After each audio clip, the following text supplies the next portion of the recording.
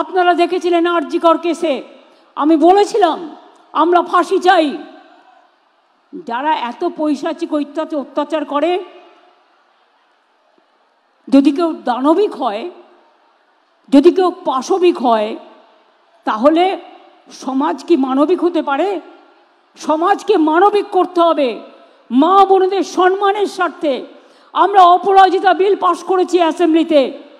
আমরা death penalty রেখেছি, সেখানে আমরা শাস্তি রেখেছি, এবং অ্যাসিডেও অনেক সময় মুখটুক পুড়িয়ে দেয়, তার জন্য আমরা শাস্তি রেখেছি। সেই বিল আমাদের পাশ করা নিয়ে এখনও কেন্দ্রীয় সরকার এবং ফেলে রেখে দিয়েছে।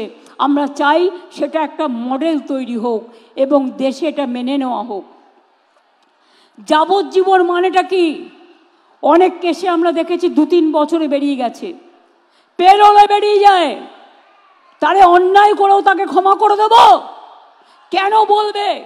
এই কেসটা আমি সত্যি শক, বলতে পারেন আমি নিজেও একজন লয়ার ছিলাম, আমি আইনটা পড়েছি।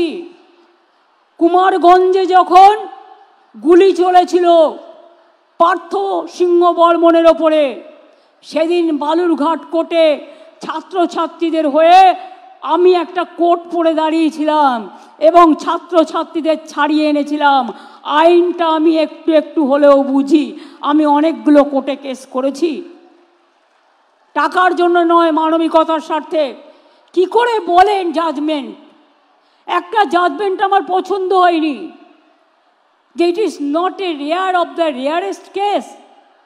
আমি মনে করি yes, it is a rare, sensitive and very very heinous crime.